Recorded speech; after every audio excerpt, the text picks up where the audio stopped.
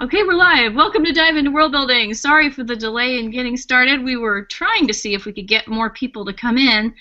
The invitation scheme has become very complex with this, I'm afraid. And, of course, there were other factors because I have sick kids at home. But there we are, so that's okay. Social media is what we're talking about. Let's see, are what we're talking about. I always have a problem with this whole media as being a singular thing. But I guess, what are you going to do? Can't be a stickler, right? So, well, it was funny because when I first thought about talking about social media, I was like, well, because I usually like to take an anthropological view, and I like to kind of broaden the topic and then deepen the topic and do a bunch of different stuff. And I'm thinking, okay, social media, well, we're on one right now, right?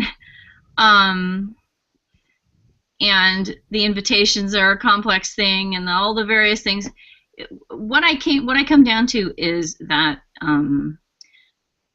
what makes something a social medium is that it's social. So it's a communication medium, and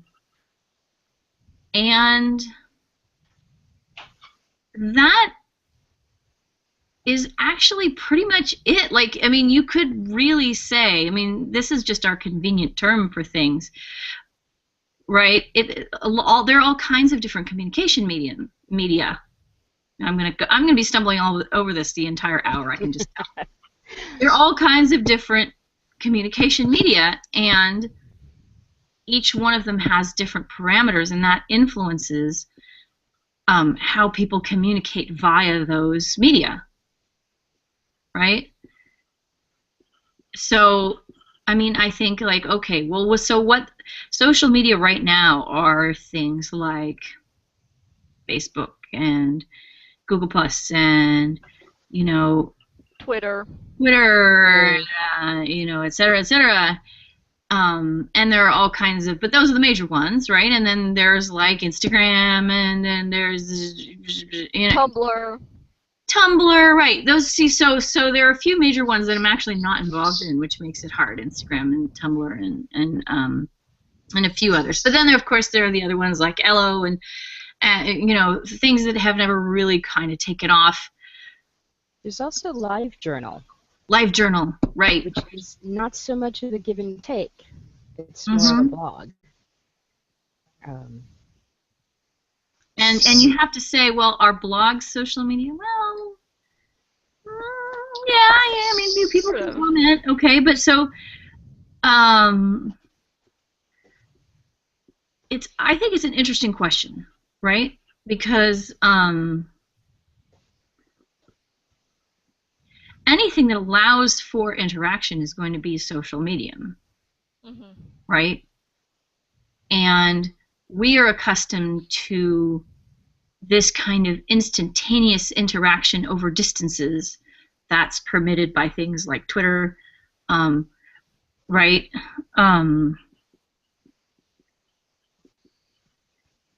It's also the number of people who can be involved in any particular communication. You write a letter to someone, you're writing, generally speaking, if it's not a form letter, a letter from you to an individual, whereas in Facebook, unless you're doing a private message, you're telling everybody. Well, and also, or the world. I like to compare Twitter to, a cocktail party the size of the entire world. Yeah, I've heard that before. It seems appropriate.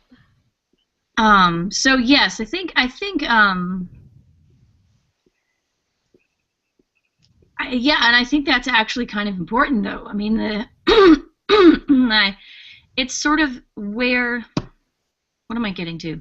It's sort of where individual communication overlaps in the Venn diagram with mass media.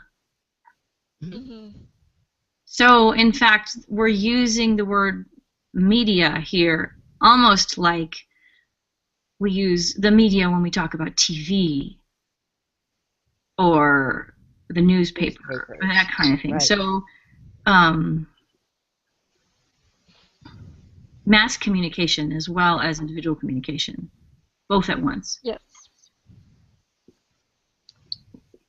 Now, I was thinking, and in terms of a one-to-one social medium, the letter writing, there were times and places where you had morning and afternoon post. I don't know if there was ever a midday post, so you could do things like you do with a private message on Facebook, is please come for lunch in the morning, or please come for dinner, and then the afternoon post will say, sure, fine, we can be there. Yeah. I've been reading the Foresight Saga by John Glassworthy, and it mentions, putting things in for like, the evening post to arrange dinners and things frequently, and I actually just use that in my book because I'm like, oh, why not? This thing is neat. Sure. It's the girls at school, and they're staying late to work at a project, so she sends a little post home from like the school's general store, has like a post, and she just sends it home to her family saying, yeah, I'm not going to be home till 7, something, because we're working on this big project, so she just sends that home, and it's in the city, so it's just like the city post. It goes out twice a day. Email. Basically. Yeah. And I think, I don't know how much I'm interested in delving into these pre-modern forms of pre-modern, I guess, and modern forms of communication that we don't call social media currently. Yeah. I think it's very interesting to look at where the roots of the phenomenon came from, right? Because we haven't had morning and evening post for a while. Long time. Right? Yeah. I mean, the post has subsided to something that comes once a day, 6 days a week, or 5, depending. Right? Right. Yeah. Depending on where you are. Sorry. Right, and depending on where you are. Yeah. And I also think that the kinds of things that are able to be communicated are restricted by the medium. Right? Mm-hmm. And and I think this is something I want to go into a little bit further. But let's think about what we were just talking about, right? When you have morning and evening post, and you can rely on it arriving somewhere within your town on the same day, you are actually going to be in a position where you can send certain types of messages, like, I'm going to be home late, right? Whereas if it's coming once a day, that, and it might take 2 days to arrive from someplace, even in town, you're not going to be sending any of the same types of messages, right? The messages, messages you send depend on the properties of the medium, right? Yeah. I'm reminded of when I met Janice Hardy. We had a very difficult time deciding what our medium was going to be, right? Because we met on Critters. Oh. Yeah, and so on Critters, you submit something and then you wait and you wait and you wait and you wait, and then you get critique back. So there's that. Those are the properties of the medium, right? And she wanted to ask me questions about my critique. So we had to change media slightly. We couldn't just go through the Critters system. We had to email. So we started emailing back and forth, right? And then at a certain point, we were like, this is just really, really frustratingly slow. Here's my phone number. Right? Um, and then that was it. Phone was it, right? It was what we needed to do. It was what we needed to do. So, you know, I mean, like, because we wanted to talk about this and choose a fat in real time and all this kind of stuff, right? Yeah. And at that time, all of what, you know, 12 years ago, there was no Google Hangouts. Yeah, or Skype or something equivalent. Yeah, no, there was no video chat that I could access, right? I mean, it might have been accessible to some people in some circles, but it wasn't accessible to me. And I'm going to actually come back to that in a minute because that's a really interesting question.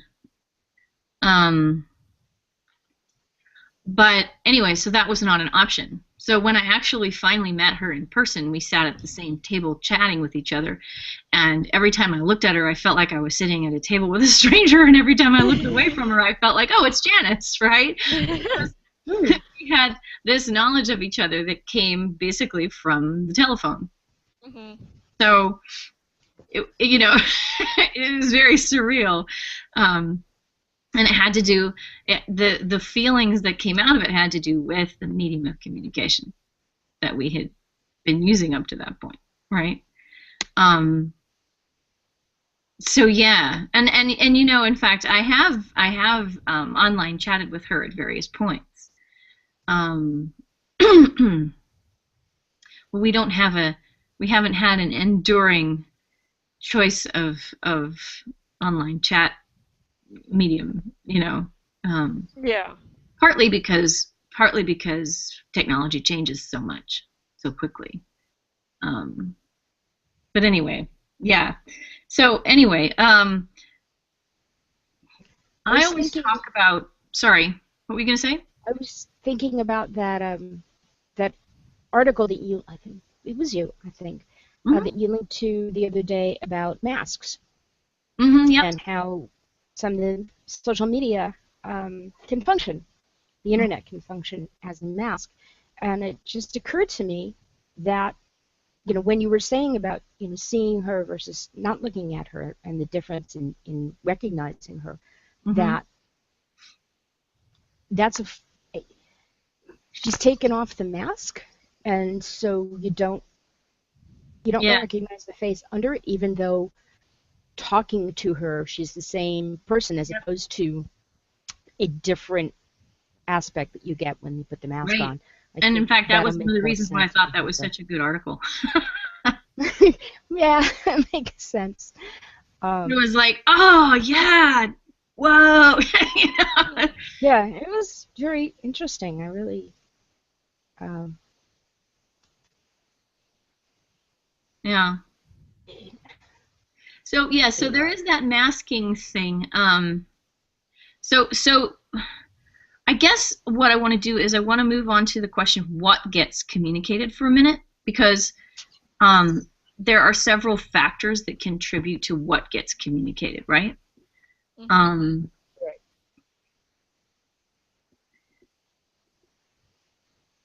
And those would be things like the speed of the communication, right? Which we were talking about with the whole, you know, how quickly the person's going to get the message. It means that certain kinds of messages are just implausible to send, you know, because they're not going to make it there in time for them to be meaningful, right?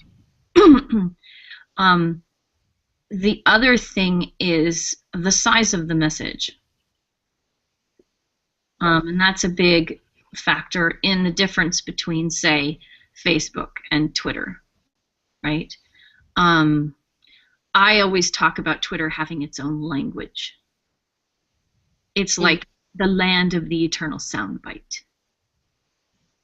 You know, because there's it's an interesting thing. For example, that Storify is an entire service that grew out of Twitter, and it would not exist if it weren't for the restrictions on the size of Twitter.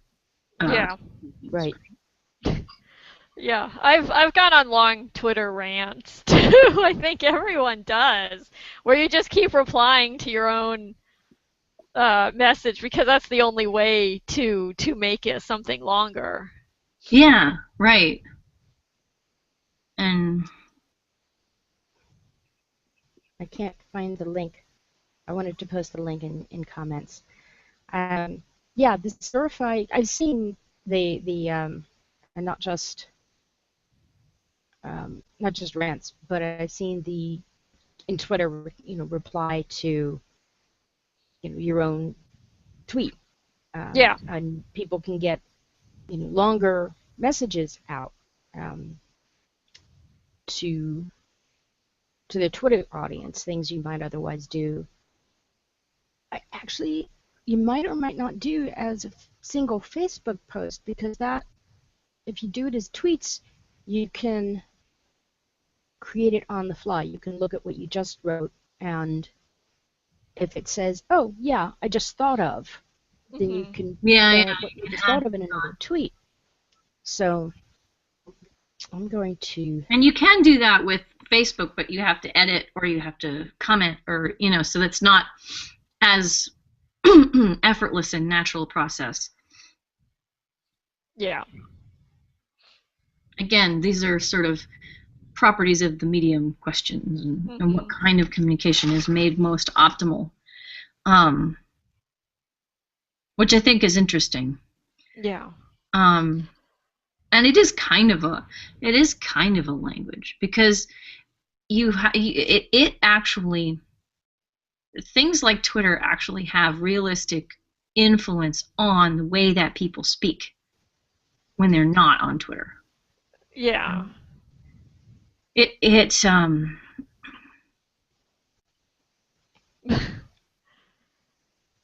And Facebook does too. Facebook has contributed a lot to the rise of subjectless formations in speech, like excited to be with you guys. Right? Whenever you're put in a position where you're posting and your little icon is just permanently affixed to whatever it is that you're posting. Yeah. You don't have to say I. Right. I do that anyway. I can't. I sort of like, I punctuate on Twitter because I can't stand it. Some people, you know what? I'm actually very conservative in my use of language in that respect. I tend to like complete sentences. I tend to like non-abbreviated spellings, but so yeah.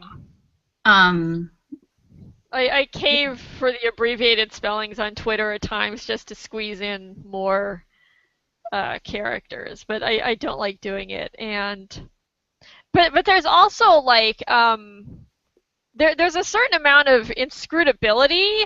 Like if you're not one of the people in the know and you come across some hashtag that's nothing but letters.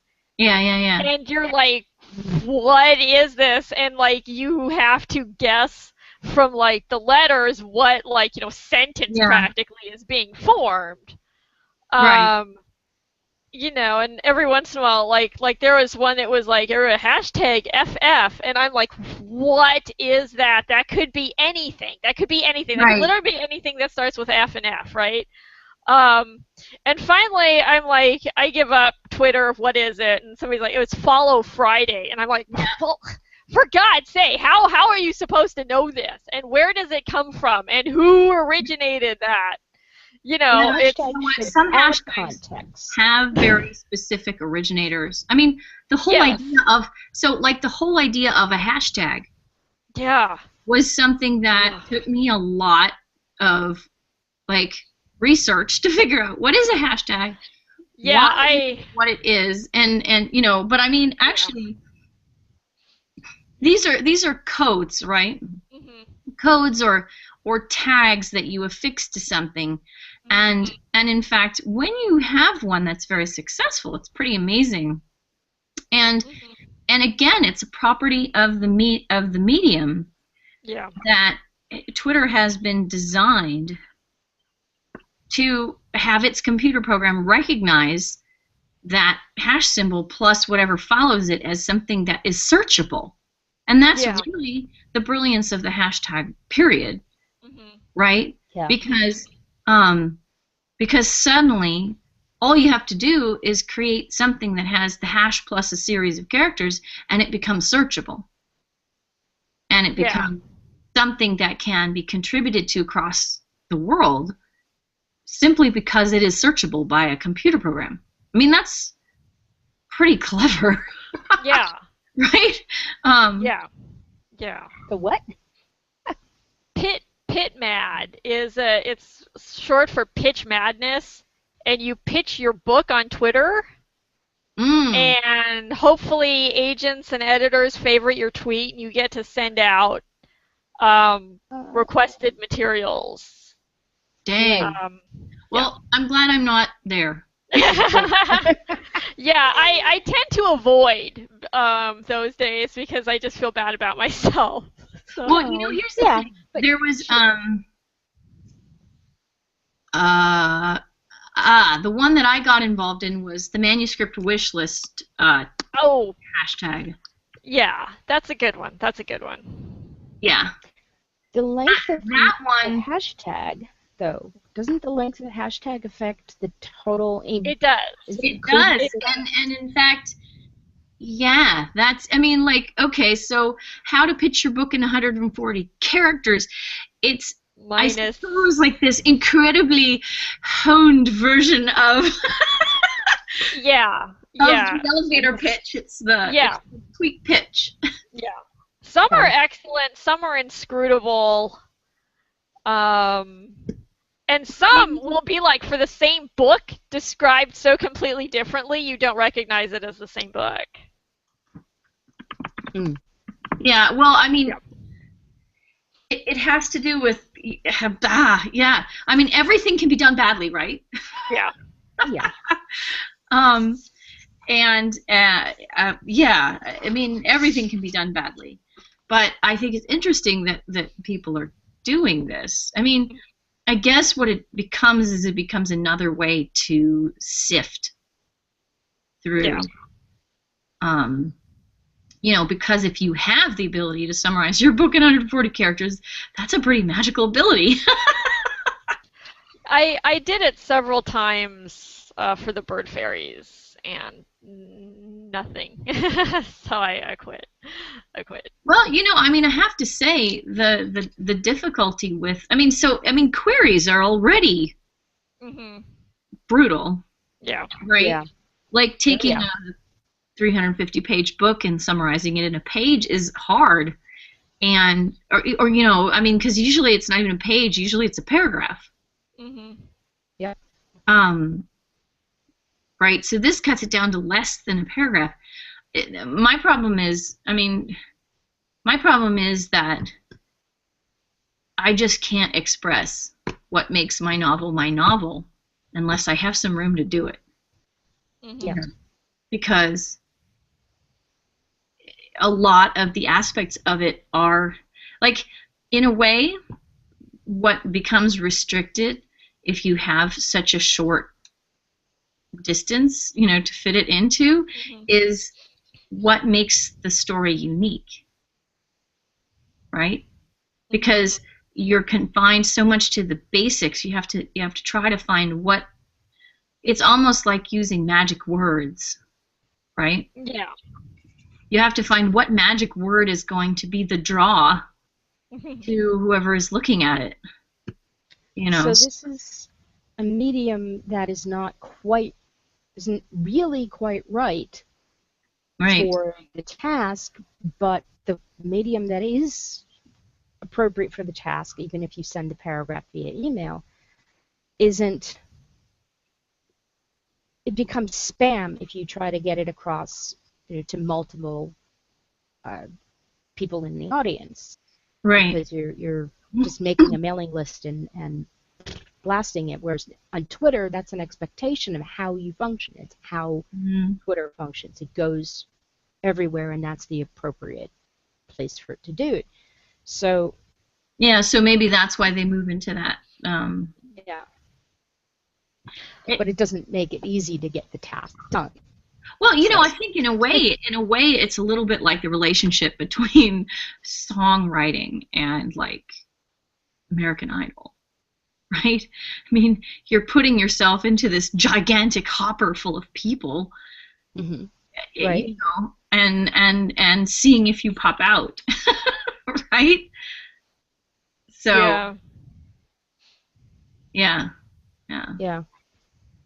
it's yeah. So let's talk about what Che just said. Um, Social media changes what we make public. I think, in fact, in a way, you're absolutely right. It changes what we make public, but I think it also changes our concept of what public means. Hmm. Because I don't think, you know, like I think some people think that things that they post on a certain social medium are not public. Yeah. I mean, there's all kinds of semantic stuff going on there because, like, um, uh, like for example, the concept of friends on Facebook. Mhm. Um, I'm perfectly aware that the people that are my friends on Facebook are not Yeah. necessarily people who I would call my friends, right? Yeah. Yeah. They're what I call internet friends. They're not people you know personally. It's Yeah, just you know, maybe you're like-minded enough to like share posts and like their cat videos. right. I mean, You it's, know, you know, would you like to meet all of your Facebook friends if you had the option? yeah. Yeah, Not probably not. necessarily, right? Once you get into the same room, like the cocktail party, conversation topics drift Yeah. from subject to subject, and you can start in one place and end up. You can start with cat videos and end up with recipes or your old Aunt Yeah. Grace or whoever. Mhm. And somewhere in there, you might lose each other in Mm-hmm. terms of either becoming uninterested or becoming antagonistic. Well, but I mean, I So- think in some ways it's a little bit like that very same hopper I was just discussing. It's a little bit like the lottery where you've got a large number of people and they're all contributing to a thing, Mhm. and on some level something that somebody says sort of pops out in a way, right? And you notice it, you pursue it, and you can form a much stronger friendship from that. Right. Or not, right? It Yeah. can be the other way as well. Yeah. You know, something pops out and you go, oh my gosh, this is in my hopper. Right? Yeah. So it's a very yeah, I don't know. I mean, the way people like overshare or post videos of their crimes, thinking, I don't know, that somehow they're not going to get caught or whatever, and then Yeah. you know, and then like the things that go viral, and Mm-hmm. you know, it's generally like stupidity, of course.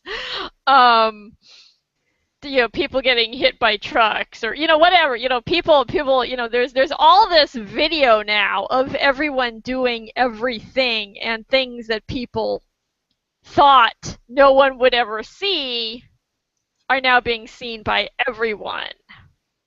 Morgan is referring to all the things that I have recently shared on social media. You are, because of your interest in language and people, this is a particularly appropriate topic of things that you usually frequently share. Yeah, type of no, things. I agree.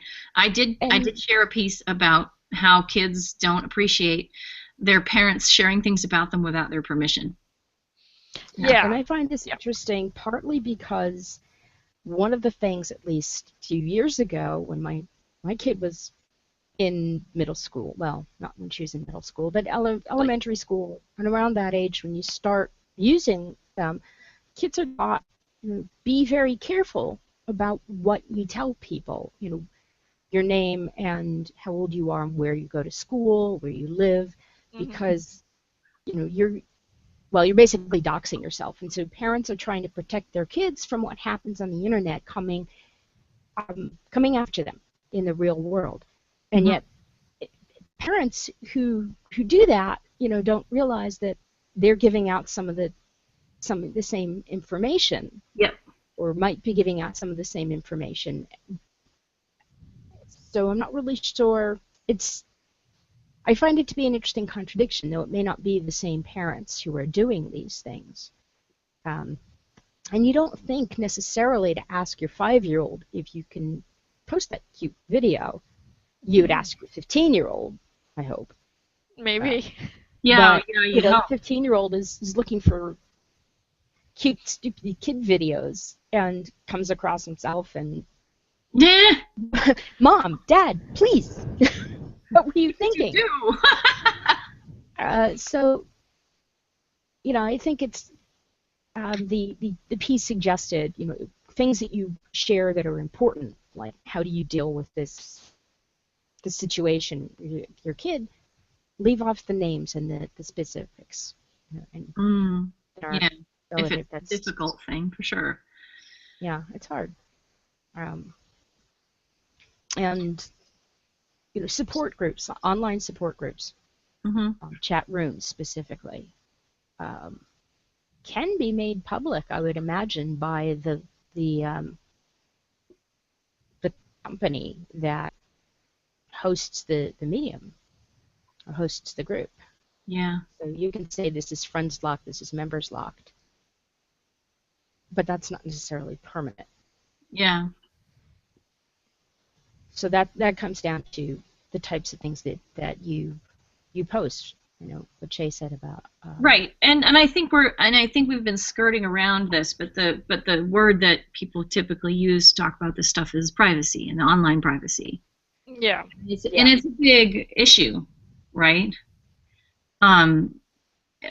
Because I mean, it's a big issue, and I think,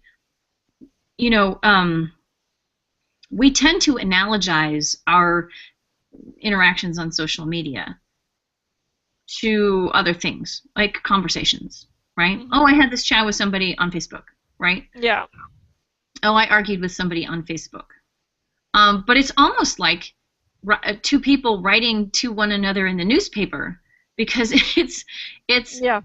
it's almost like editorializing, right? Serial Which actually editorializing. used to be a thing too. Absolutely. Like there were famous feuds in newspapers Oh, of yeah. like authors and politicians just, battling it out in the public sphere. and Yeah. fan club presidents. I believe there's a famous one about Doctor Who fan club presidents, I think. Oh really? And the thing about it is that it's written, and that's what made me think of it.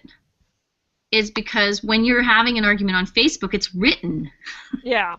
right? Yeah. And what they say about Twitter, like, Twitter is forever. Mhm. Like, the internet is forever. You say something, and you might not mean it, but it's there. And even if you erase it, somebody's got a screenshot, and Mhm. I mean, it is a written medium, so it comes with the pitfalls of a written medium. Yeah. Yeah. I've had conversations with my sister. She'll post something like one of her cute dog videos, because she has cute dogs.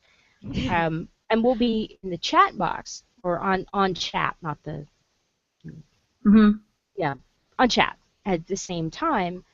And so, I will maybe talk to her about something else, or I might make a more personal comment about the video than I would in the comment section, though. I also respond to comments or to the post as comments on the post on the page, rather than where I'm Right. chatting with her. But we could be chatting about, family or work or something, a private chat Mm-hmm. at the same time as we're doing the public post conversation. Right. So, And you have to keep track of where the borderlines are. yeah. I was going to mention the question of accessibility. Right. I and I'm talking about, like, you know, how much money do you have to have in order to access these media, right? Yeah. Yeah. A great many people access these media because their ability to communicate is unparalleled, and they can be very important to people. But it's not really straightforward, right? I mean, even with the post, right? You have to have mail. You have to have stamps. You have to be able to buy stamps to get a message into the mail or whatever, right? Yeah. You know, in order to access Google Plus, you have to, you know, have a computer and an internet connection, or be in a library. But or phone. Yeah. Even phone. Yeah. The analogy is how far away from the railroad tracks, from the post and mail train, can you live before it becomes an unhelpful medium for anything? Right. Or very difficult. Like, by the time you get the letter that says your mother is coming with all of her bags, she's there. Yeah, right. Yeah. And then your mother ends up waiting for 6 hours while while you bring the cart. Yeah. Yeah. I mean, but I mean, it's silly, but the point stands, which is that when we are immersed in these media, we don't tend to think about just the fact that we are able to access these media, and that this is not a room that necessarily contains everybody, right? Yeah. May increase the number of people that you can communicate with, but not necessarily the number of groups. And you know what? There are also people who exclude themselves from social media for other reasons. I mean, I'm on Twitter because I need to be on Twitter, but I don't immerse myself in Twitter much because it gives me a headache, literally. Yeah. You know, like, I mean, I participated in a couple of Twitter chats, and I'm like, oh my gosh, afterwards I'm I'm going to have a little lie down now. What is it about Twitter that does that? Do you know? For me, it's trying to track, like, because of the way the medium works, and when you're in for example, say you're in an IM chat on Facebook, you can talk over each other. So you can be having two conversations at once because one person changed the topic when you were still on the old topic. Yeah. And whatever you said meant that topic had to be kept alive, but the new topic was also very compelling. So what ends up happening is, because of the timing of those two responses, you end up having two conversations at once. Twitter is like that, only any number of conversations can be happening at once, or none. I mean, you can be tweeting into a complete void and nobody's responding to you. Yeah, that's me mostly. Right? Or you can be in the middle of a Twitter chat and 5 people are asking you questions at once, and you have to be responding to all 5 of them, right? Yeah.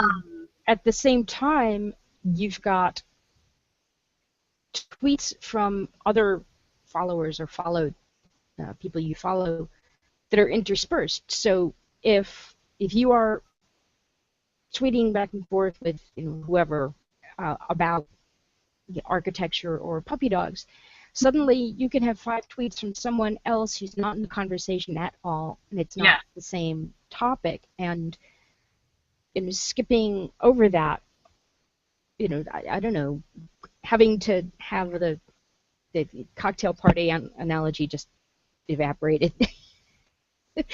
just went away because it doesn't work. So that can make it worse, trying to follow things. Yeah. Okay, so I think we gotta address fiction briefly. Yeah. And then we're bumping up against the end of our time. So, how many science fiction books have explored social media? Some. Yeah. I think that if you're, I mean, you see things like cyberpunk, Mm-hmm.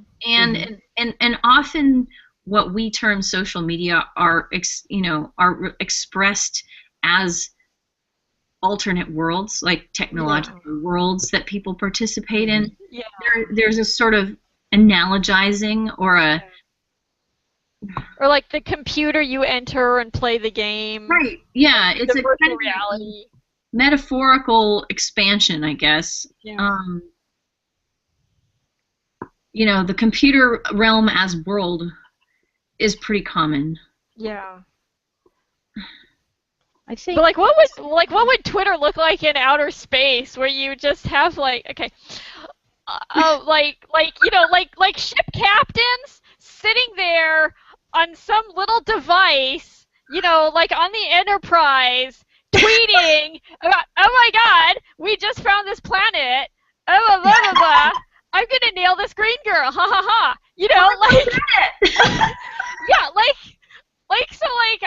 I don't know, because it's like I read more fantasy than I do science fiction, so I don't know. It's like in my memory, like I can't think of any book that I've read that has integrated any sort of social media into a science fiction setting, like where it's just like what they do, or like just another form of, like there isn't like a platform for it, because I mean Star Trek is a sort of semi-utopian future, and nobody's on Twitter, right? Like nobody's like, so I don't know. I just messages, but yeah. I think they may use, instead of pigeons, they may use dragons or some other creature, something analogous. But I think they sort of, this is just happening, and they don't. It is integrated, and it doesn't stand out, and nobody talks about it. It just exists. Well, there's a sort of instant messaging component in a lot of science fiction. Yeah, that's true. A lot. And also, I think, this is going to sound odd, but things like hive minds are like the ultimate social media. They're not social media, but they are sort of a gesture at, maybe a sort of a singularity endpoint for social media. And Lucky's, and I confess to not having read all of it, and Lucky's. And Lucky's this is Justice? Yes. Yeah. The ancillaries. Yeah. I was thinking of that. And how if you're linked up to this AI, you can actually see anything that any one of your bodies can see. It's kind of a cool idea, right? Yeah. But wow. But I don't know, like for some reason, like now, like I would like to see, but it's like they never use it for stupid things in books or movies, right? It's always like it's always, reports back to Starfleet, or, like I remember not stupid things, but like trivial things. Yeah, well, the cat video, like, here's my Orion green centipede doing tricks, You were just saying, Che, about, we just found this new planet, and I'm going to nail a green girl. And in the same medium, though, you could say something more serious. In the next tweet, you could say, "Oh no, wait, no, she actually is going to nail me, and she has an actual nail gun. Somebody send help." So it's the same medium. You could use that sort of thing. It's sort of a, you can move very quickly from trivial to very serious. And it wouldn't actually have to be the same thing. You could say, I'm down here, and my ship up there really needs, to be rescued. So it's multiple conversations on the same kind of the same medium. Yeah.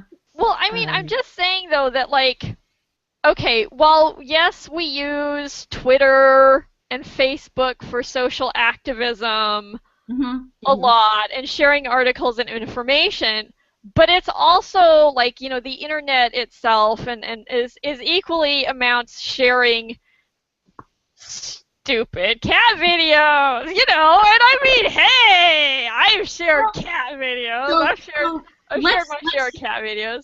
Let me take us back for a second. So if we're talking about social interaction, right? Social interaction is not message sending, right?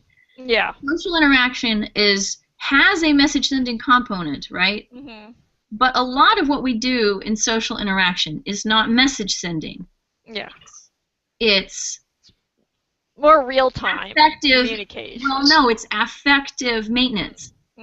You maintain the relationship with another person by saying certain types of things to them at the right times, like things like greetings, like asking how somebody is, like, you know, a lot of what we say is not actually message sending, but it's an interaction that affirms the strength of a relationship on a very sort of almost subconscious level. Yeah. And I think that, in fact, things like cat videos are the affective communication of the social media, right? Well, it's like you send someone a cat like you send your cat friends cat videos. Yeah. You know, because it's like, oh, I thought you'd get a kick out of this. You know, and then they reply with, that was really funny, or something, you know. Yeah, and so whenever you're dealing with human relationships, you're not going to be dealing exclusively with, here is this terribly vital thing that everybody must know.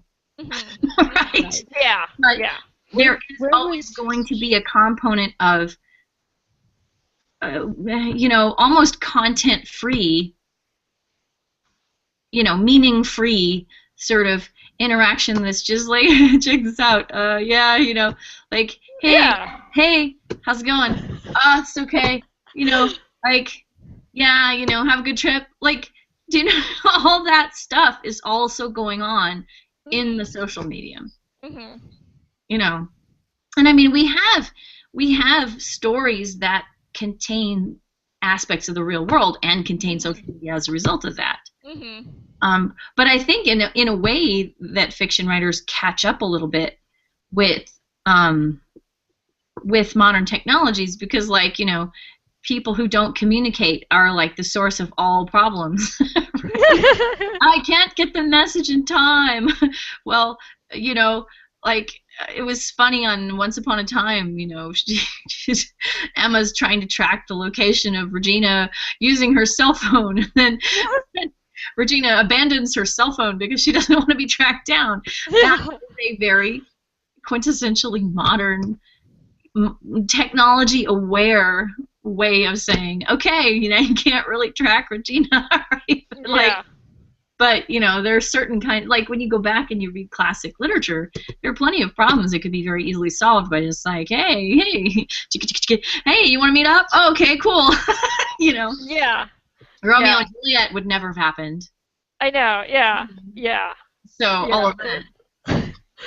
Well, that's like, I know there's, like, I've seen some complaints, not complaints maybe, but observation from agents who are like, if the only reason your novel is set in the 90s is because you want to do it before, like, you know, or like the 80s, because you want to do it, like, you don't want to use cell phones, and like your whole plot depends on these misunderstanding, you know, just don't do it. Nobody, you know, especially, like, you know, if your young adult novel is set in 1980, kids aren't going to relate to that, and you're relying on just the regular, like, miscommunications because that's what your plot relies on, and that's almost as much of a crutch, you know, like, it's not, it doesn't, like, it's not old enough to constitute a period piece yet, you know? Yeah, well, I mean, if you're going to go for a period piece, that can't be the only reason why. Yeah, right? exactly. Yeah. Yeah. So, I mean, you have to capture the culture of the time period and all that kind of thing. Okay, so we've done a lot today. I always get to the end of these discussions and go, "There's more we could talk about," but Yep, there's all that in the chat bar that I know. you know. Future of social media. I am not a person who's good at guessing what the future of social media looks like. I'm just trying to keep up with what's already going on. But I mean, there are certain media that I like to jump into because I feel like I get them. Twitter is not one. But, for example, this is one. Yeah. The Google Plus chat was like, oh, I should do something with that because it would be fun. And I would do now. But I think it's very hard to tell what people have an instinctive affinity for. Right. And part of the issue is that Twitter and Facebook are hard to beat because part of what makes them so successful is the number of people involved in them. Yeah. So you really have to, part of the success of social media is just the pure connectivity of them, which means that anything that is trying to get a new start has to really have something absolutely fantastic about it that nothing else has, because it has to have time to grow and collect all the people, right? Yeah.